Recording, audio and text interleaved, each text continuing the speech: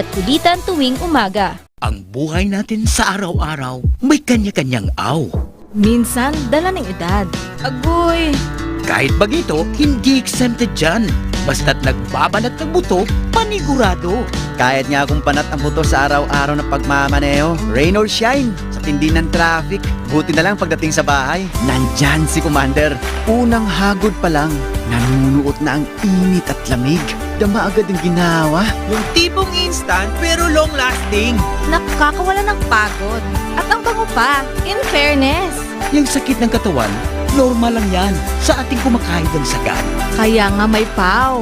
Kaya go lang ng go, bro! Dahil walang aw sa paw.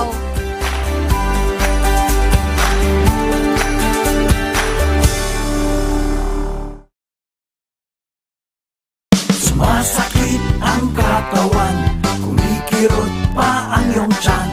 Ang mabisang palaban ay Pauliniment.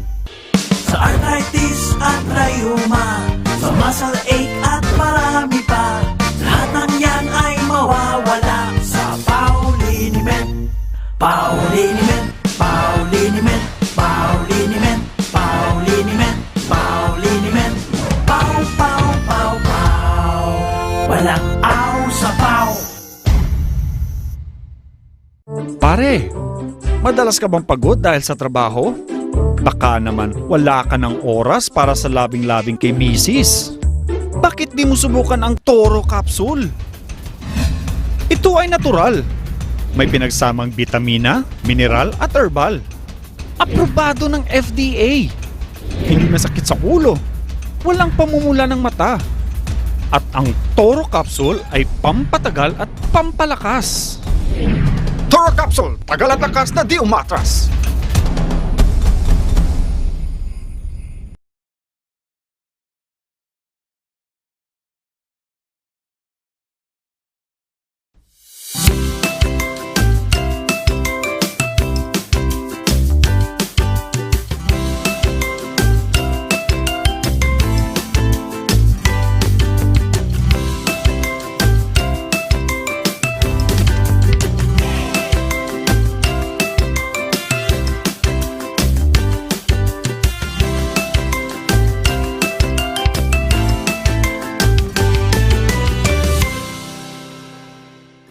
Magandang araw at heto na naman kami nagbabalik sa Usapang Aldrich at syempre makakasama ko ang doktor ng bayan, Dr. Jose Ursua, at tatalakayin natin ngayon ang lahat ng product ng Aldrich at syempre lahat ng pangkalusugan, anuman ang inyong mga katanungan, amin pong sasagutin.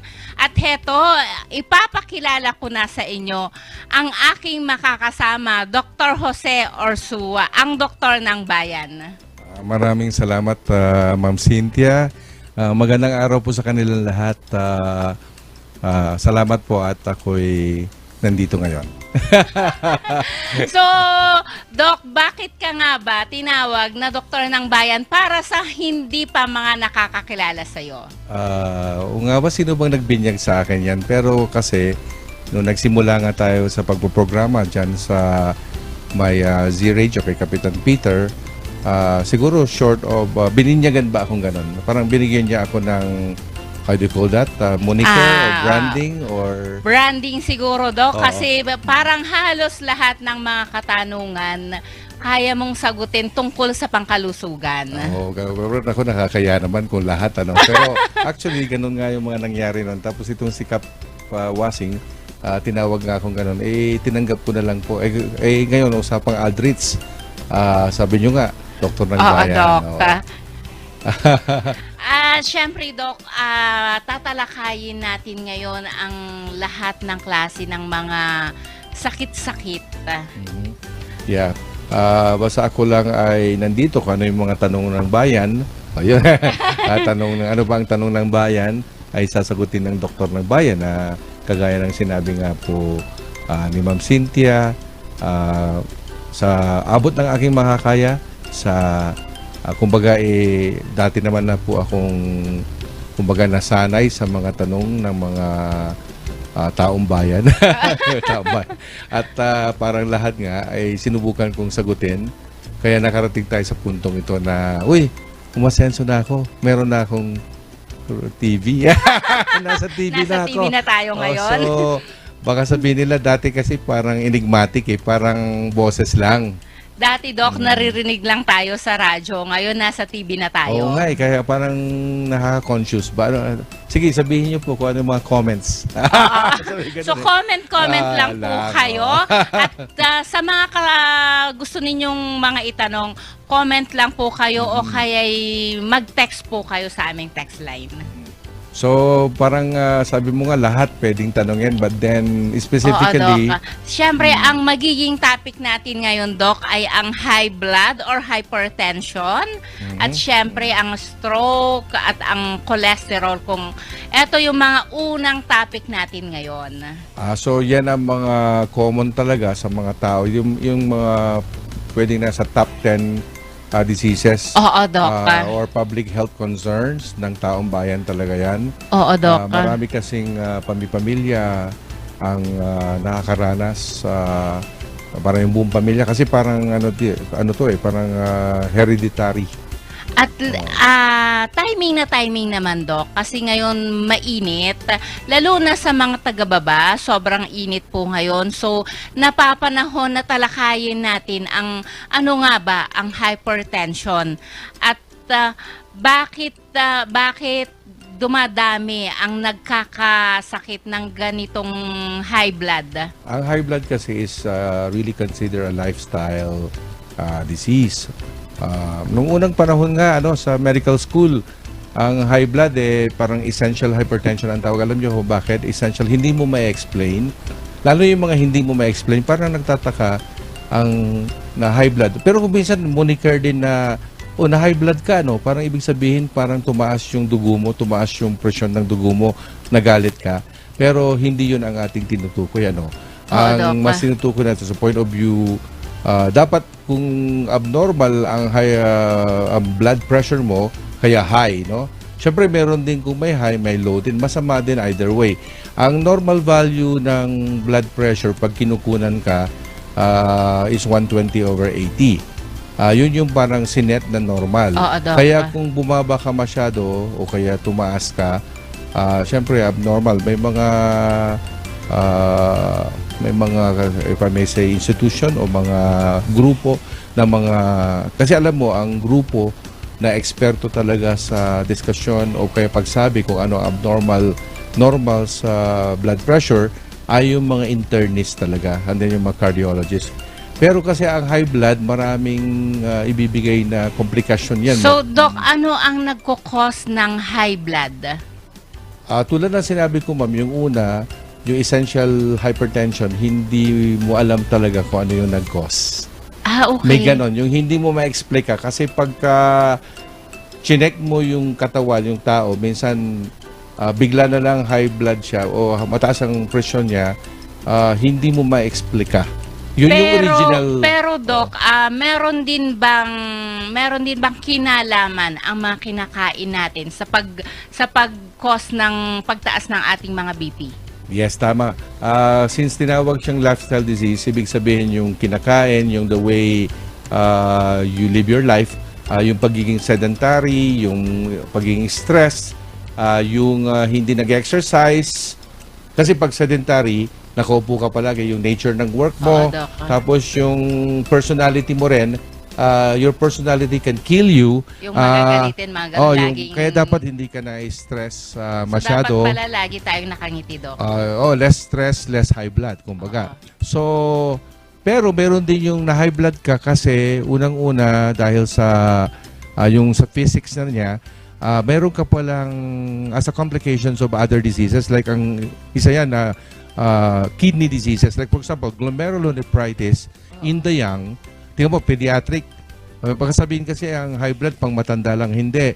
Pag sabihin bigla akong nag-segue sa pediatrics, ang common cause kasi kasi nagtatanong ka ma'am ng causes. Syempre kung tataas ang presyon mo kasi kumain ka ng mamantika. Oo. Sasabihin, o kaya tataas ang presyon mo kasi mataas ang salt content ng iyong mga kinain. May physiologic basis yung mga yun eh. Pero yung may sakit ka sa kidney, like glomerulonephritis, specific din po yun. In general, pag tinitingnan ng doktor yung mga nasa loob mo, kasi kung minsan hindi naman halata, hindi naman porke mataba ka, high blood ka kaagad. Oo, Doc. Hindi yung sa body mo eh. Hindi masyadong... May binanggit ka kanina, Doc, na sa pediatric. So, pag sinabing pediatric, ilang taon yon? Ang pedia from the time they are delivered to may ibang nauna nung nasa UPPGH ako, ang pedia sa amin up to 21 years old. Oo. Pedia pa rin yon. Pero syempre, nung later on, minodify yata nila na sige, yung mga 18 na nga lang kasi yung 18, kung marunong ka nang bumoto, di hindi ka na bata. Di ba? So kung napayagan kang bumoto, pero noon kasi, ang pina-follow ng mga doktor sa Pilipinas, yung dikta din ng, for example, sa ibang country, ipa-follow din nila yung mga recommendations or protocols, no? To, alibawa, yung going back sa blood pressure, noong unang panahon ng 130/80 ay hindi pa yan high blood. Pero did you know na sa latest, ang 130/80 ay high blood. High blood na yun, Ang Doc. 140/90 ang high normal pa nga. Noong ako'y medical student, ang 140/90 ay tinatawag na normal pero high normal. Pero ngayon, 140/90. So, Doc, sa mga high blood. pediatric, ilang taon yung mga nagkaka-high blood? Basta may glomerulonephritis siya. So, Okay. ito yung tanong mo, ma'am, na sinasagot ko lang na ano ang causation? May causation. So, kung may sira ang kidney mo, lilitaw na may high blood ka. Doc, ano ang connection ng high blood sa sakit sa puso? Kung ikaw ay hindi mo alam, for example, hindi mo alam na may high blood ka na, eventually, lalaki yung puso mo. Di ibig sabihin, kaya lumaki ang puso mo kasi nagtrabaho ng husto dahil nahirapan siya sa pagbibigay ng high blood pressure. Pwede rin namang dahil kaya ka pala na high blood kasi may sakit yung puso mo. Remember, ang puso mo, taga-pump siya. Oo, Doc. Ngayon, kung halimbawa yung pumping station ay may sakit, siya may karapatan din siya mag-determine ng pressure. So medyo ng konti parang naging complicated yung sagot ko, ano? Oo, Doc. Kasi pwedeng byproduct yung high blood o kaya byproduct siya ng isang sakit or kaya nasaktan ang mga organs mo dahil high blood ka. Halimbawa, nasabihan ako na 140/90 ka. Kung pababayaan mo 140/90 ka at hindi ka manggagamot o kaya hindi mo modify yung lifestyle mo. Pero sabi kasi, matanda na si doktor. May edad na pala. Kaya Huwag natin may sabing high blood. matanda pala. May edad na. So, we cannot really expect you to really do a lot of exercises and then medyo patanda ka na tapos ngayon ka pa mag-diet. Ganun lang yung sinabi lang. I mean, of course, sa bandang huli, deep inside you, sasabihin mo, ay dapat pala bawasan ko maalat. Wag akong kumain ng matataba. Kasi yung matataba sa physics, kung maipon yung mamantika, yung pagkain, mantika, yung atherosclerosis, the atherosclerotic ugat, yung ating blood vessel, kasi you have to really understand yung high blood, may mga involved dyan, yung tinatawag volume, stroke volume, yung peripheral, yung tinatawag na parte, yung anatomy, yung vascular, yung lumen. So, it's an interplay of yung laman, yung daloy, yung dinadaluyan, kung masikip, ba, nagsigarilyo ka, okay. Nagsumikip yung daluyan, nag-vasoconstriction ka, kasi, effect ng nicotine, nag-vasoconstriction. So, tataas ang blood pressure mo. Kung nagbara naman, sumikip yung lumen kasi dumikit yung atheroma, yung mga, siyempre yung daanan, kumbaga parang may boulder. Ang example ng daan na may boulder, yun yung mga mantikang namuo. So, Doc, paano masasabi ng isang tao na siya ay may high blood? Of course, meron siyang mga, for example, presentation, yung signs and symptoms. Oo. Ang mga common na sinauna na kahit nung unang panahon sasabihin, bakit masakit ang ulo ko, lalo na sa batok? And then pag kukunan ka ng pressure, syempre, lumagpas ka sa expectation. Lumagpas ka sa normal value, kako na lang. 140-90 ka, di pwede ka nang sabihin, nasa periphery ka na ng abnormal or abnormal na yan sa ibang anggulo, sa ibang yardstick. Pero kung 160/100, wala nang ano yan. Wala nang, kumbaga, pasubali. Talagang high blood ka. Pero ito lang din yung parang sabihin na nating precaution sa tao. Siyempre, kung ikaw ay pagod, tumakbo ka, natural na tataas ang BP mo. Pero huwag naman kaagad na ililabel kang high blood. Actually, okay. ito nga ang tinuro sa amin nung ako'y medical student. So, balik talaga ako palagi sa basic things, kasi ganun naman talaga eh.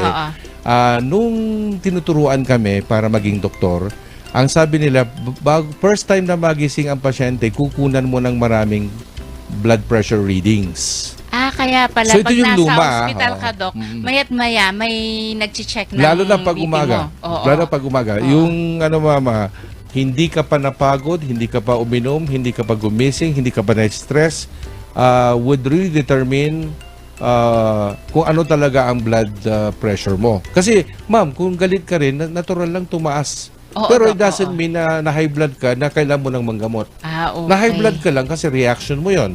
Tumakbo ka, you are stimulated, you are even, maraming mga paraan na ikaw ay pinagalitan ka, nagalit ka, o ikaw ay nagagalit. Di ba natural lang na tumaas ang pressure mo? Dok, prone ba ang may hypertension na may stroke?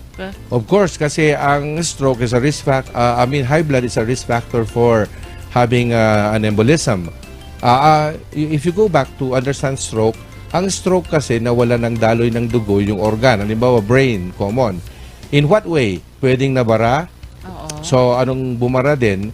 Dahil may emboli. Yung emboli, yung namuong dugo, tapos dumaloy hanggang sa nag-lodge sa pinakamaliliit na ugat. Kasi magmumula yan sa, pwedeng galing sa heart, pwedeng galing sa binte, yung mga thrombophlebitis, example po yon. Pero ang common yung atrial fibrillation, yung galing din sa tinatawag na mga bulbs ng heart. For example, meron kang rheumatic heart disease. Sira ang bulbs ng heart mo, di ba may apat na bulbs ng heart. Dok. Di ba kasi meron yung atrioventricular bulbs, mga gano'n, no?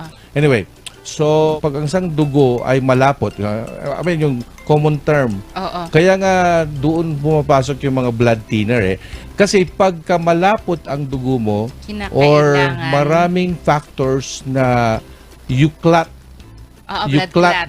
so nag-clot, and then pag na-release yun, magbabara. Another thing is aneurysm. Pag ang kung high blood ka, di puputok kasi pressure. So, yung relationship niya sa high blood kasi palagi. Pwede kasing natotrauma yung ugat dahil sa, siyempre, kung yung pressure, parang kumbaga, may dumadaan sa isang highway. Ang bilis-bilis, di ba nasisira yung daan? So, ang high blood, Doc, may connection din siya sa cardiac arrest.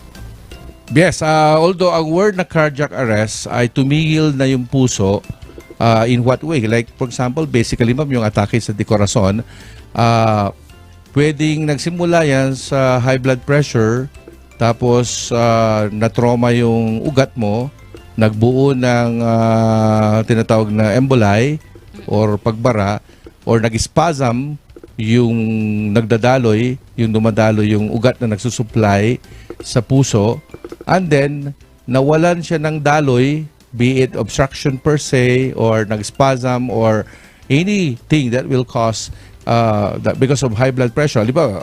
Dahil sa mga ginawa mo, then magkukos na siya ng CP arrest or cardiopulmonary arrest kasi tumigil yung puso.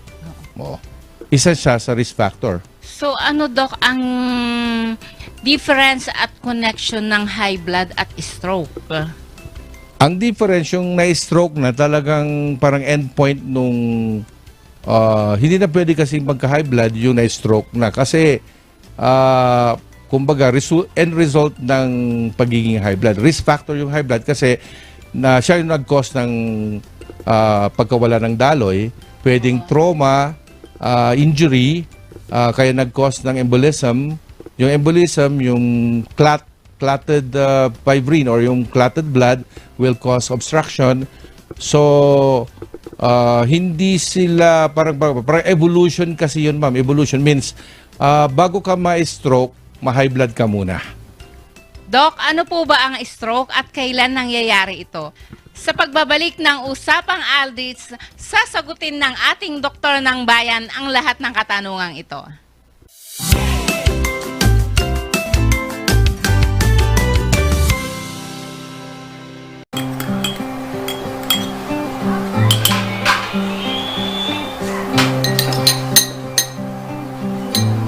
Dad, kailan pa kayo matatapos itong pandemyang ito?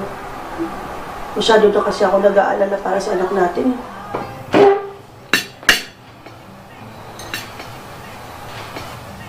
Bumili ka kayo ng maraming vitamin C. Miss, pabili ng vitamin C. Para sa'yo, sir? Hindi, para sa anak ko. Miss, excuse me po, pabili ng herbal capsule Para sa'yo, sir? para sa tatay ko. Frontliner po kasi siya.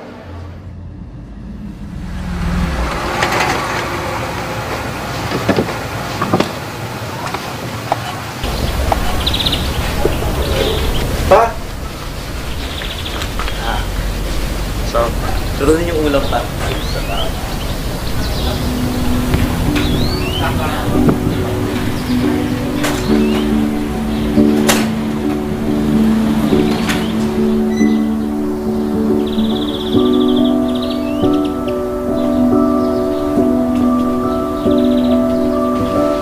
Pa!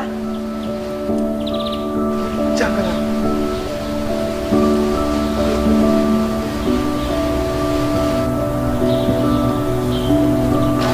Pa! Ito na lang po muna. Salamat na. Miss, herbal capsule na by quercetin po ang bibilhin ko. Ah, alam ko yan. Eto, PDA Herbal Capsule with Quercetin. Boy, ano yung quercetin? May antiviral at immunity booster po. Bagay sa trabaho ng tatay ko. Ano ba yung trabaho ng tatay mo? Frontliner po kasi siya. Ang swerte ng tatay mo. Napaparamdam mo pa rin sa kanya ang yakap mo kahit hindi pwede. Paano niyo po nasabi? Frontliner din ako. Kaya hindi ko pwedeng lapitan yung matanda kong tatay. Yakapin niyo na rin po siya. 3 times a day. Sir, alam mo, pwede din yan sa'yo para iwas sakit, iwas virus. At sa'yo din, sir, para sa mga anak mo. Hindi lang kasi vitamin C ang kailangan nila. PDA Herbal Capsule of Pau de Arco with Quercetin with antiviral properties. With PDA Herbal Capsule. Yakap 3 times a day. Every day PDA, every day healthy. PDA or Pau de Arco Herbal Capsule is available in all leading drugstores nationwide. Another quality product of Aldrich Corporation. Pagod na ako. Kaya ko pa ba? Love, pahinga ka muna.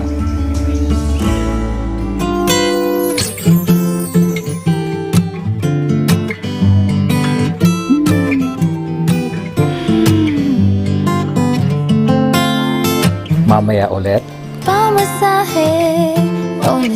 Iba talaga ang feeling pag ikaw ang kapiling. Pau Masahe is available in all leading drugstores and supermarkets nationwide. Another quality product of Aldrich Corporation.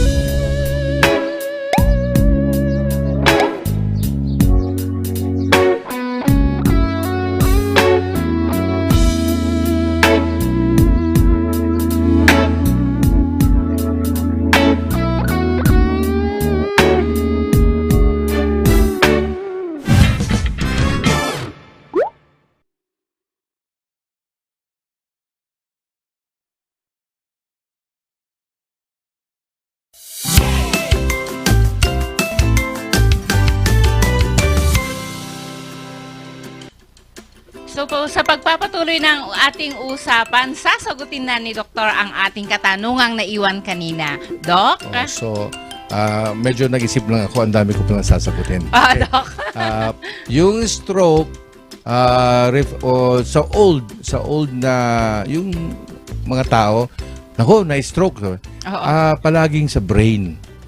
At saka ang cause ng stroke, pag na-stroke ka, kasi di ba ngayon, honestly, kaya gusto ko ng konti, di ba may heat stroke? Oo, Dok. Meron ding heart stroke. Oo. Yung atake do corazon, yan yung in reality, that's just also a stroke. So, stroke in general is pag nawalan ka ng daloy ng dugo, kaya nga tuloy ischemic stroke, to be more specific. Although meron tinatawag na hemorrhagic, pero hindi nangyayari lang sa brain yung hemorrhagic kasi may sumabog, may nag-rupture na ugat. So, may pumutok, like aneurysm. Pwede kasing may pumutok din na aneurysm, hindi lang sa loob ng skull. Pero syempre, brain ang palaging na-stroke pag sa skull. Pero kahit may pumutok na aneurysm dito sa tiyan, hindi siya tinatawag na stroke. See? So, going back siguro sagutin lang natin, ang common na stroke na tinutukoy natin ay brain, nawalan siya ng oxygen supply, nawalan siya because nabarahan or may pumutok na yung nagsisilbing nagde-deliver, natapon yung dinideliver niya, like a hemorrhage, bleeding. So, mamamatay yung brain. So, pag namatay yung brain, yung tinatawag na, syempre, parang nag-ischemic. Ischemia muna. Tapos, kung,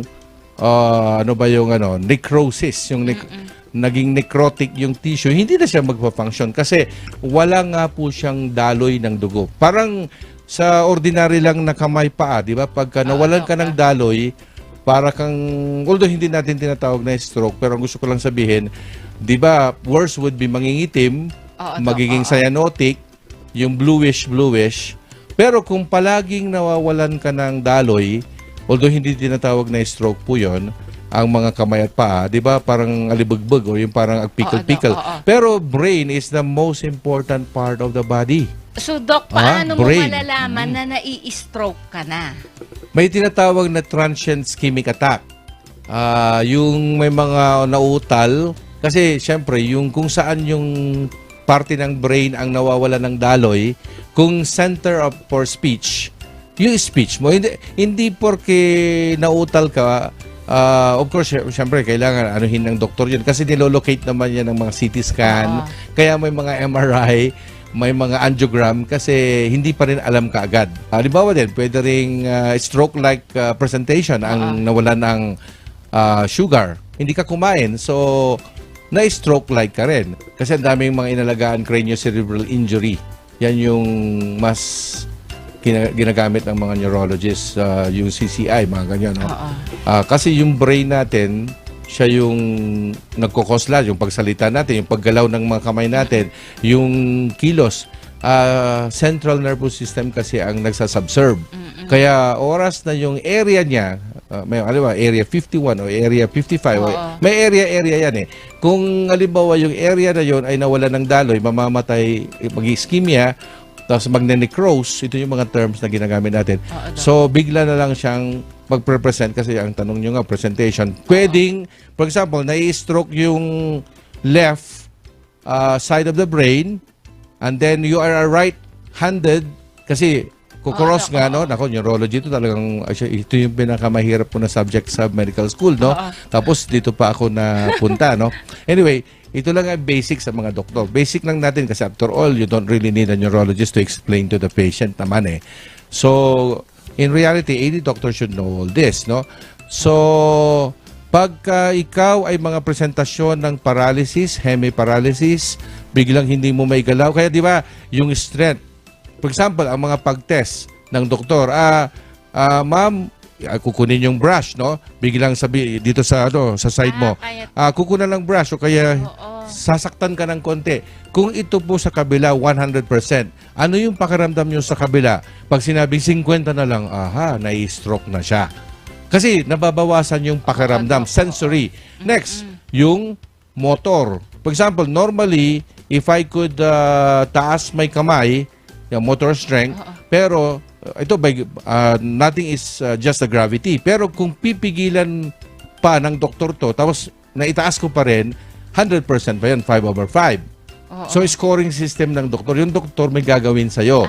So, ma'am, may mga tinitingnan yung doktor. Halimbawa, sasabihin din ng pasyente, Dok, nautal ang pagsasalita. Kasi yung nung nag-weekend, yung dila natin, parang, halimbawa, sa side na kung saan siya nag-weekend, nag-gravitate siya or parang pumunta siya sa kabilang side. Ang nangyari, yung pagsasalita, imbes na yung mga words mo, ay tama ang pagbigkas, nag-slurred. So, mga slurring, yung mga blurring of vision, syempre, worse will be loss of consciousness, in coma, yung mga ganun. Pag in coma ka na, talagang medyo matindi Delikado yung na nangyari yun. sa utak mo. Kasi, lahat to, ma'am, referable sa brain function. May iba, yung paningin, syempre, yung paningin, yung pag-understand, cognitive, meron din yung nagwawala. Kasi yung behavioral. So, depende, yung central nervous system, very ano yan, ma'am, very,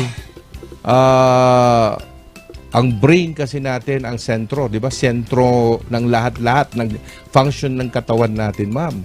Kaya pagka may sinabi, pero ang basic lang, magbigay lang tayo ng mga basic, hindi makalakad, na paralyze, matindi yun. Kasi di ba, you need both legs na igalaw para maglakad ka, di ba? Pero suddenly, hindi na siya makalakad. Tapos nag-slurred speech. Nabitawan, may hawak siyang plato, nabitawan ng right, na-stroke siya sa left. Pero kung halimbawa na-stroke sa iyo ay right side of the brain, tapos right-handed ka, ang magpa-function ito, right-handed ka naman, kaya pwedeng hindi mo mabitawan yung hawak ng right mo. Pero yung itong halimbawa ako, yung itong mikropono dahil hawak siya ng left, yung left bigla ang magwi-weaken yung motor, magwi-weaken yung sensory, tapos mag-slur din yung speech niya kasi pwede rin namang ang dila natin nasa gitna. The fact na nag-slurred ka, yung words hindi mo nabanggit, then there's something wrong sa dila mo. Tapos yung ito rin, parang babagsak. Di ba, tinitignan nila yung symmetry, yung symmetry ng body mo, parang bagsak siya. Kasi nag-weaken eh. Dapat may tone yan eh. Yung tone. No? So, ang kahit mga maliliit ang na symptoms, pag nagpatingin ka sa doktor naman, December yung doktor, ano na yung time. Alam mo, ang magandang balita ngayon, kung ongoing yung stroke mo, yung tinatawag na stroke and evolution. And evolution, nag-iiba. Parang yung volcano pumuputok, ongoing pa lang. Di ba? Hindi naman, stroke ka kagad. Hindi naman. Alam mo, pwede nang habulin na baliktarin. May mga time is crucial to reverse the situation. Alam mo, meron yung pala, para hindi na maging worse, halimbawa, normalin yung blood pressure mo kasi ang cause halimbawa high blood. Kaya ka nagkakaroon ng stroke syndrome symptoms dahil sa high blood, masyadong mataas. Pwedeng may mga kumbaga promenation. Pero parang parang initial na pagkakitaan ka kasi syempre mapapansin mo eh. Kaya yung pala na-stroke na siya. Mga ganon. Doc, ano naman po ang cardiac arrest at kailan ito nangyayari? Part po ng, kasi cardiac arrest, tumigil na, nag-arrest na yung puso mo. Di ba ang tagapagpadaloy ng dugo sa buo natin katawan, mapa-kidney, mapa-brain, ang brain dependent siya sa heart din. Kaya alam mo sa mga doctors, labanan yan eh. Sino ba ang mas importante? Puso o brain? Minsan ganun sila, no? Kaya kasi pero ang determining factor ng death is really ang last is cardiac arrest. Yun yung final. Kasi minsan may brain dead. Nakakita ka na ba, ma'am, yung word na brain dead? Yung parang gulay.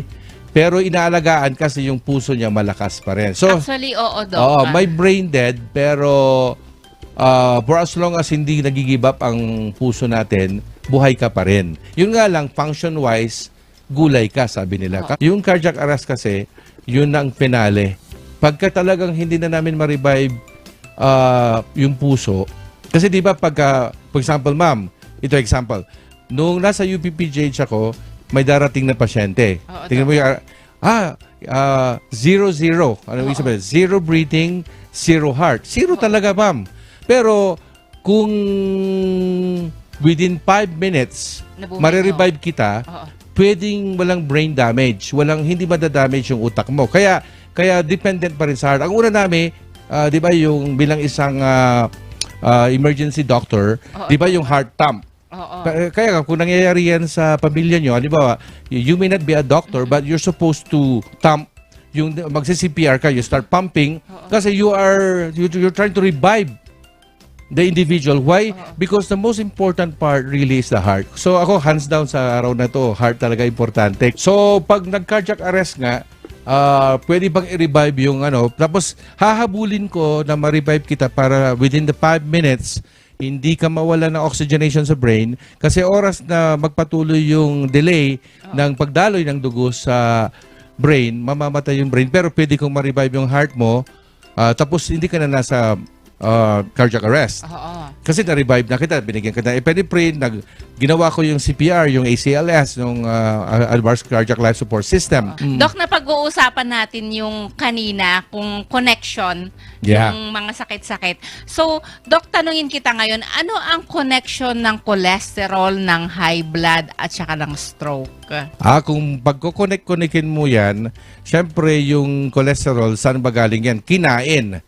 So, lifestyle. Ang hilig-hilig mo na kumain ng mamantika, yung mga bad fats. Kasi, by the way, hindi lahat ng cholesterol bad, may good cholesterol. Kaya kailangan malaman din ng tao yan na may good. Kung ano yung good at saka kung ano yung bad. Yeah, yung good, yung mga, for example, HDL, high density lipoprotein. O kaya, sa simple terms, ang sabi nila, mas good daw yung mga fish oil. They are good cholesterol, yung mga unsaturated fats. Kasi yung mga, basta technical terms yung mga yan kasi. So ano yung connection? Yung eventually magkakaroon ng atherosclerotic aorta, atherosclerotic blood vessel, tataas ang presyon mo. Di ba alam naman natin na pag mataas ang blood pressure, masisira ang kidney, masisira ang mga organs, magkakaroon ka ng end organ damage. So later on, pwedeng risk factor siya na masira ang kidney mo, kailangan mo ma-dialysis, magko-kong out yung heart mo kasi mapapagod siya. Yung brain mo din, pwedeng yung aneurysms mo, magbubuka ng aneurysm, pwedeng sumabog yung aneurysm, magra-rupture kasi high blood pressure ka. Basta may interplay yung mga sinabi mo, ma'am. O nga pala, yung lifestyle, unang-una dahil yung kinain mo, kaya lifestyle disease siya. And then hindi ka sedentary ka rin, hindi ka nag-exercise. So pinalala mo yung mga kinain mo, naipon, hindi mo na kumbaga hindi sila hindi bumaba or hindi na-manage yung high cholesterol mo. So pupunta ka ngayon sa high blood pressure. And high blood pressure is a risk factor for stroke. O yung stroke, I'm referring to the brain stroke. Although pwede rin na may stroke yung heart. So, Doc, may mga question tayo dito galing sa ang tanong po niya, ang kulang po ba sa tulog ay magkukos ng high blood pressure? May mga usapin na pagkulang ka sa tulog dahil siyempre hindi ka nakapag-rest, wala yung sa circadian rhythm kasi kailangan na ang katawan mag-rest sa gabi. Kaya, di ba pag dumilim, ang circadian rhythm natin, dapat sasabihin niya, bababa. Bababa yung metabolism. Para ko pa sabihin yung sa rhythm ng tao, meron yung time to rest. Syempre, hindi ka nakatulog. So, maligalig yung katawan mo. So, it could be a risk factor for having a high blood. Although, hindi siya direct. But it could be a factor. Ngayon ko lang, pagka minsan gumawa yata sila ng study na yung mga puyat ay mas may risk na maging hypertensive o high blood kung kukunan mo ng BP, and then mas dahil sa stress, mas na-stroke sila kung kulang ka sa tulog. Doc, ano ang connection ng high blood at stroke sa stress at depression? Sa pagbabalik ng Usapang Aldrich, sasagutin po yan ng ating doktor ng bayan, Doc Jose Orsua.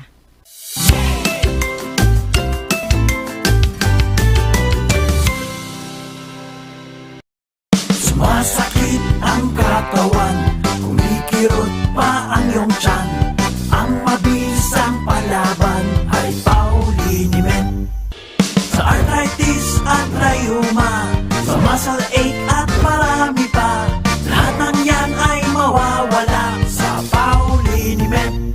Pauliniment, Pauliniment, Pauliniment, Pauliniment, Pauliniment. Pau, pau, pau, pau. Walang aw sa pau. Pare, madalas ka bang pagod dahil sa trabaho? Baka naman wala ka ng oras para sa labing-labing kay misis. Bakit di mo subukan ang Toro Capsule? Ito ay natural. May pinagsamang bitamina, mineral at herbal. Aprobado ng FDA. Hindi masakit sa ulo. Walang pamumula ng mata. At ang Toro Capsule ay pampatagal at pampalakas. Toro Capsule, tagal at lakas na di umatras.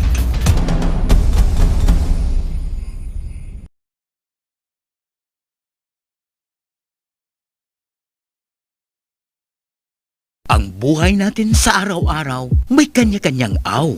Minsan, dala ng edad. Agoy! Kahit bagito, hindi exempted dyan. Basta't nagbabanat ng buto, panigurado. Kahit nga kung panat ang buto sa araw-araw ng pagmamaneho, rain or shine, sa tindi ng traffic, buti na lang pagdating sa bahay, nandyan si Commander. Unang hagod pa lang, nanunuot na ang init at lamig. Dama agad ang ginawa. Yung tipong instant pero long-lasting. Nakakawala ng pagod. At ang bango pa, in fairness. Yung sakit ng katawan, normal lang yan sa ating kumakain ng sagat. Kaya nga may pau. Kaya go lang ng go, bro! Dahil walang aw sa pau.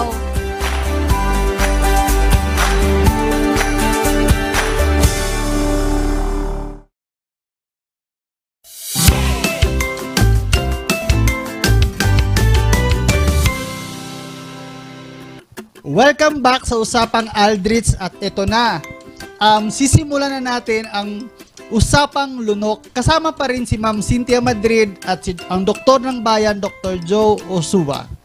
At syempre, kayo'y naiintriga kung ano nga ba ang lunok na to.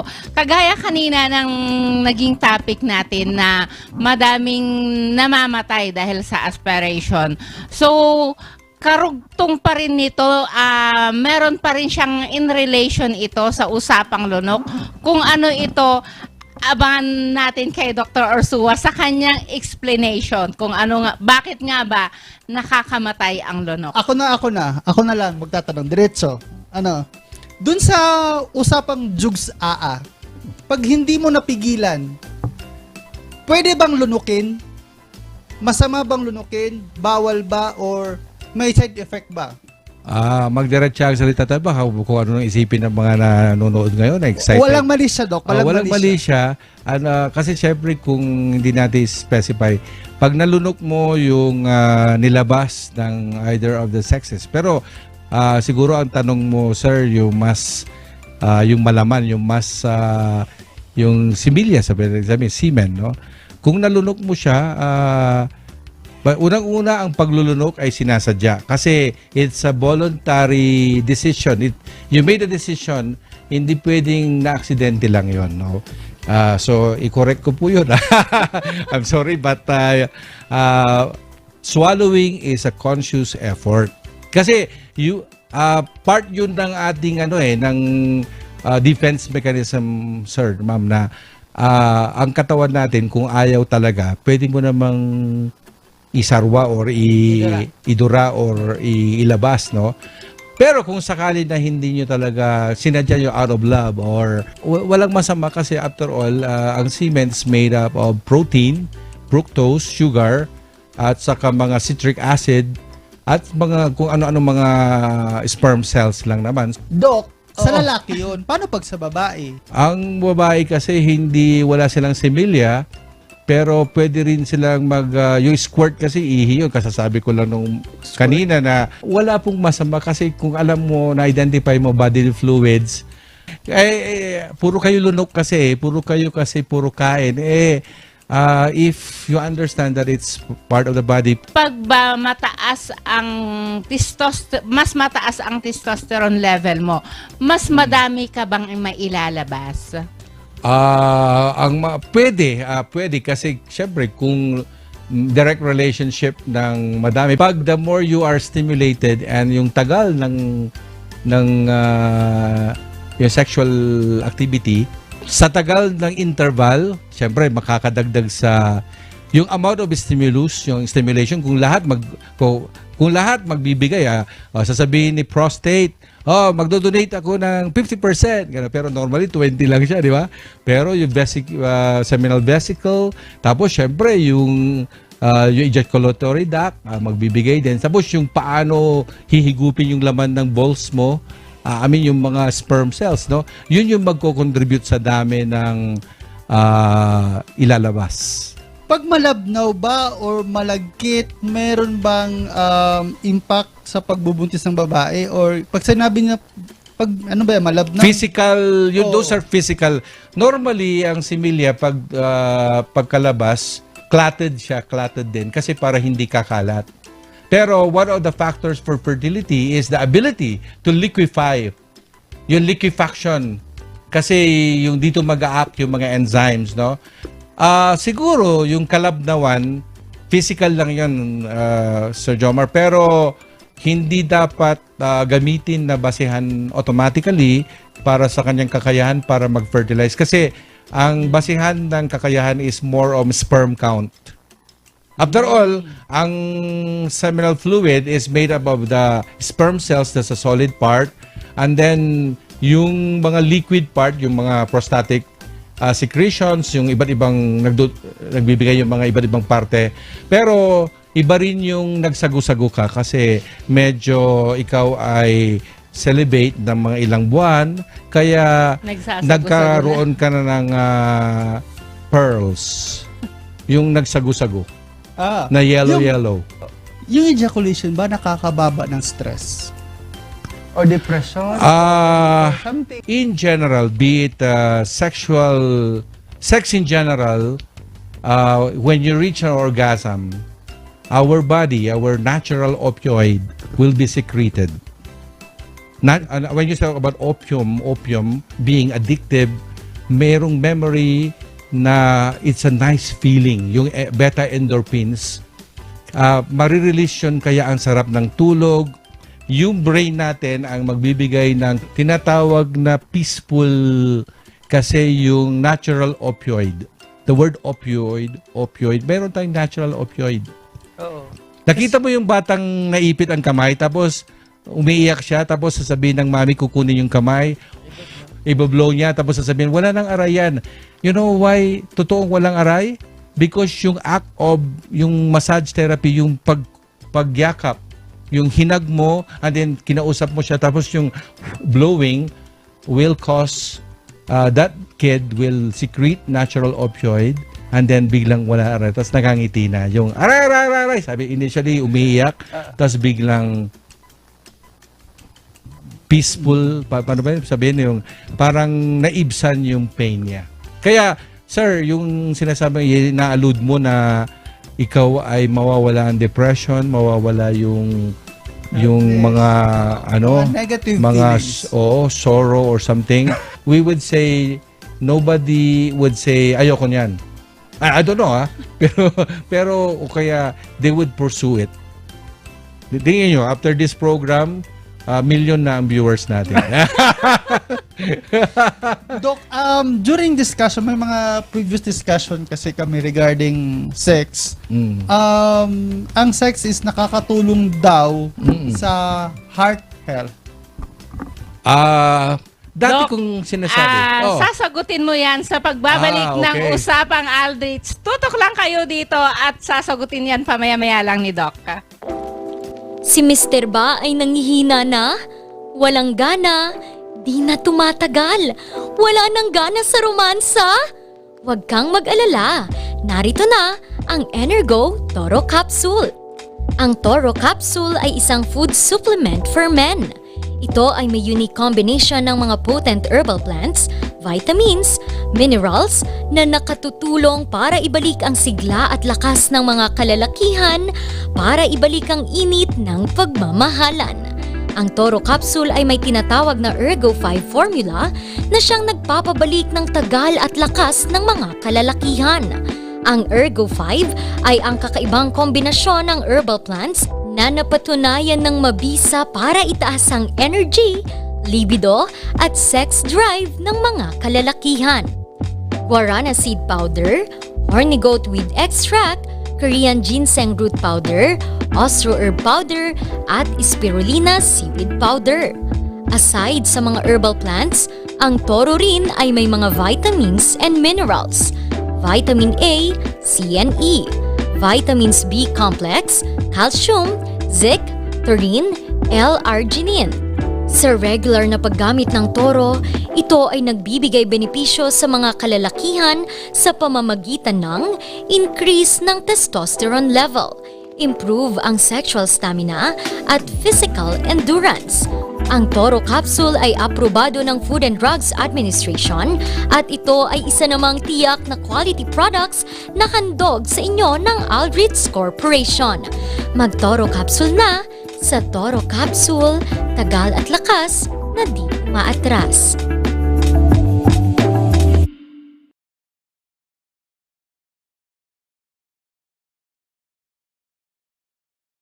Pare, madalas ka bang pagod dahil sa trabaho? Baka naman wala ka ng oras para sa labing-labing kay misis. Bakit di mo subukan ang Toro Capsule? Ito ay natural. May pinagsamang bitamina, mineral at herbal. Aprobado ng FDA. Hindi masakit sa ulo. Walang pamumula ng mata. At ang Toro Capsule ay pampatagal at pampalakas. Toro Capsule, tagal at lakas na di umatras.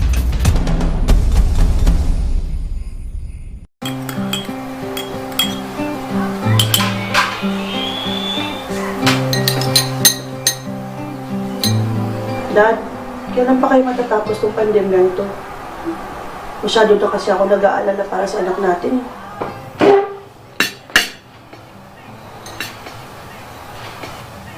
Bumili ka kayo ng maraming vitamin C. Miss, pabili ng vitamin C. Para sa'yo, sir? Hindi, para sa anak ko. Miss, excuse me po, pabili ng herbal capsule. Para sa'yo, sir? Para sa tatay ko. Frontliner po kasi siya.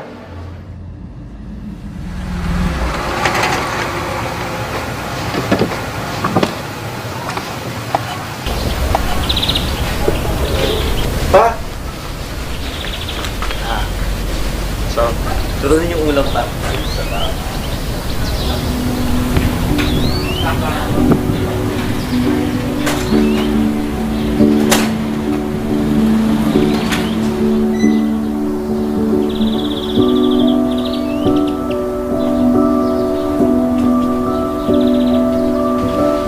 Pa!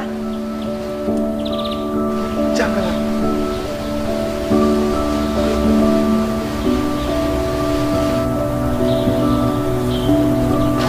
Pa, ito na lang po muna. Salamat na. Miss, herbal capsule na may quercetin po ang bibilhin ko. Ah, alam ko yan. Eto, PDA Herbal Capsule with Quercetin. Boy, ano yung quercetin? May antiviral at immunity booster po. Bagay sa trabaho ng tatay ko. Ano ba yung trabaho ng tatay mo? Frontliner po kasi siya. Ang swerte ng tatay mo. Napaparamdam mo pa rin sa kanya ang yakap mo kahit hindi pwede. Paano niyo po nasabi? Frontliner din ako. Kaya hindi ko pwedeng lapitan yung matanda kong tatay. Yakapin niyo na rin po siya. 3 times a day. Sir, alam mo, pwede din yan sa'yo para iwas sakit, iwas virus. At sa'yo din, sir, para sa mga anak mo. Hindi lang kasi vitamin C ang kailangan nila. PDA Herbal Capsule o Pau de Arco with Quercetin with antiviral properties. With PDA Herbal Capsule, yakap 3 times a day. Every day PDA, every day healthy. PDA or Pouty Arco Herbal Capsule is available in all leading drugstores nationwide. Another quality product of Aldrich Corporation.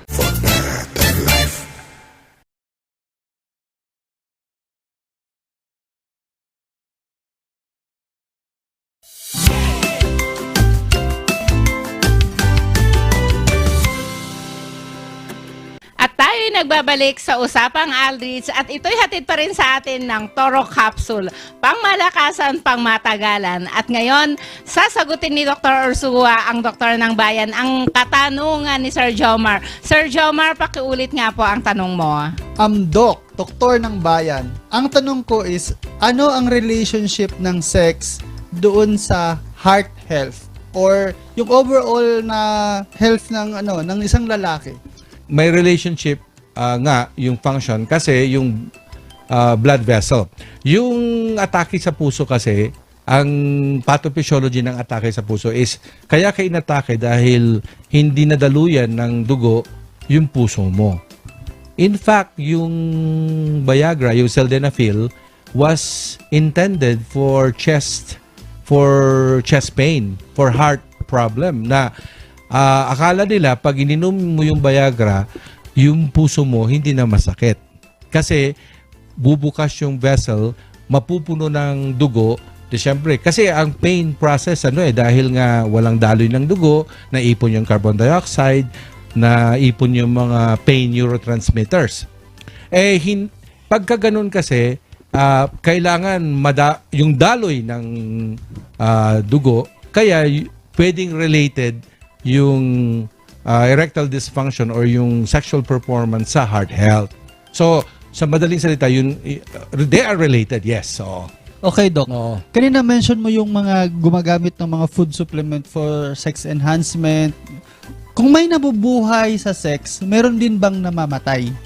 yes, because of baka unknowingly may sakit sila sa puso, nagtrabaho ng husto yung heart nila dahil ang excitement will cause your heart to pump. Siyempre, di ba, kaya magta-tachycardia ka, di ba, marang bug. Tapos, siyempre, yung excitement mo rin. Ano ba ang proseso ng erection, di ba? Kailangan ma-fill upan yung spongy tissue. May namamatay. Parang sa medical legal, he died while planting the Filipino flag. Kasi, while on top, or while you are doing it, inatake ka sa puso. So, just to answer, no? Ibig sabihin, siyempre, baka may, pwedeng kulang na lang sabihin, before you engage in sex, magpa-check up muna. Akala ko, Dok, kaya may namamatay kasi naglalak. Di ba may issue na gano'n? Ay, hindi nakamamatay yun. Di ba Nakamamatay lang sa hiya. Ano yung naglalak? Bakit naglalak? Ganito yan. Yung vaginismus is a term. Yung babae ang What's the term, may Doc? kasalanan. Vaginismus. Vaginismus. Yung it's a condition na ang babae pag hinawakan mo lang yung parang yung paano ba sabihin yung ano niya, yung organ niya, yung labia niya or part ng vagina, yung introitus niya, yung opening niya. So, let's say naging successful na pumasok yung dapat pumasok, pero nilak niya, di ba nilak niya na gano'n, yung labia biglang magko-contract tapos ikokot niya yung penis. Nag-contract tapos hindi na siya nag-relax. May stress ba siya, Dahil no? na-stress, di ba, illicit yung affair, or baka ayaw nilang nagtatago sila. May psychological o kaya may connection. trauma din yun. Baka nung unang panahon na abuse, baka may konti ring psychodynamics na nung bata. Pero hindi nakamamatay ang lacking kasi all you have to do is give them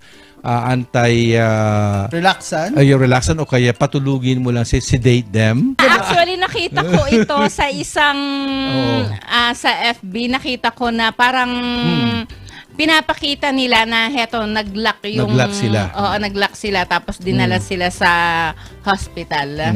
Binalot sila ng banig o kaya ng kumot.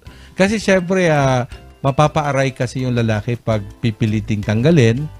And then, pero besides the trap na yun as well. Hindi naman niya ikamamatay, Doc, yung lalaki. Mabibigyan sila kaagad ng karampatang yung nandiyan yung doktor. Mas nakamamatay yung nakita ko yung, kasi na-mention yung nakikita, yung mga sexual trauma o mga ano, yung nalacerate, syempre mabibleed to death yung bleeding kasi. Yun ang mas nakamamatay kasi meron kaming, halimbawa Valentine's Day, hinahanda na namin yung aming emergency room kasi alam namin may mga emergencies. So napakahalaga pala, Doc, na may communication pareho ang mag-partner. Yes, saka kung hindi po kayo sigurado, magpaturo kayo sa inyong doktor. Mga legend kwento. Oh. May mga balita naman. Yung sa lalaki, pag naputol, paano yun nababalik? Ano, basta dalhin ka agad yun, Ay, ilagay, ibabalik, microsurgery. Kasi kung may balik yung mga blood supply, mabubuhay muli. Isip Pero Doc, natin, necrosis. same pa rin ba ang performance ng mga ganyan na putulan tapos binabalik? Same pa rin Sa ba ang tingin performance ko, nila? Kung depende sa severity at saka depende sa galing nung nag-reanastomose, yung nagbalik. Anong doktor yun, Doc? Ang nagbabalik? Usually Surgeon? urologist. Urologist. Kasi uro sila ang expert sa organ. Hindi mga organist. Sa usapang Aldrich, ating napag-usapan ang tungkol sa ulcer, gastritis, at saka sex health. Sa puntong ito, ating tanungin sa kanyang huling advices si Doktor ng Bayan, Dr. Joe Ursua. Yung to prevent UTI for both sexes, dapat uminom palagi ng tubig, huwag titipirin, at kung naihi, dapat umihi, at huwag tiisin ng, kung naihi ka, umihi ka. Parang maghanap ka ng CR, and then iwasan yung mga maalat, at saka in terms of UTI, siyempre sa sexual health din, kasi hygiene, proper hygiene, palaging practice ang proper hygiene, malinis, no? Magugas before and after, even sa sex per se, we ask you to urinate before and after para i-flush out nyo yung mga bacteria na pumasok. Kasi after all, ang UTI is due to ascending infection. Ascending means tumataas, umaakyat. So, i-flush out nyo sila. And then, make sure na wala kayo ibang mga concomitant diseases like your stones. Kasi if you have stones, then they should be managed because risk factor. Kung halimbawa yung ari ng lalaki, phimotic, mga bata, they should have circumcision. So, may nakita tayo na value ng circumcision to prevent UTI. Now, sa mga GI, mga gastrointestinal or mga epigastric pain, ulcers, siguro sabihin natin yung behavior, kung ma-modify natin yung lifestyle, less stressful pa rin kasi yun naman talagang palaging itinuturo. You should know how to relax. So, yung ulcer, you should undergo gastroscopy, endoscopy. You should see your doctor, your gastroenterologist. And then, wala masyadong kasi dahil medyo laos na yung concept na hindi ka kumakain sa tamang panahon. Hindi na kasi. Ang mas importante yung H. pylori test. So, that's for the acid peptic disease prevention. Yung GERD, syempre huwag kumain ng madami. Yung necrotizing pancreatitis, kung matutulog ka na in few hours, dapat huwag nang magpakabusog. Yung tungkol naman sa heart attack sa gabi, pwede namang you should see your doctor so that lahat ng risk factors ma-treat para hindi kayo atakihin unknowingly. If you're diabetic, treat diabetes. Take your medicines. Huwag ko kayong mag-atubili na mag-follow up sa inyong doktor. And then, sa sexual health, yung ABC na palagi kong sinasabi, abstain from it. If you cannot keep up with it, if you cannot be responsible for it, then abstain from it. You don't deserve to have sex if you cannot yung tamang behavior for it or yung prevention. Be loyal, use condom, hindi yung used condom pala. Please use a condom or barrier if you cannot be faithful and, well, of course, sagutin nyo yan, no? Ng konsensya nyo. Maraming salamat, Doc. At isa na namang makabuluhang talakayan ang natapos sa araw na to. Ako po si Cynthia Madrid ng Aldrich. Ako naman po si Jomar Estera ng Aldrich Corporation. Ito po si Dr. Jose Ursua, yung doktor ng bayan. Maraming salamat po. Abangan nyo ulit kami sa susunod na mga usapang Aldrich ng mga makabuluhang talakayan dito lamang yan sa Highland TV at i-follow nyo kami sa RNG Luzon Regional News Group. Maraming salamat!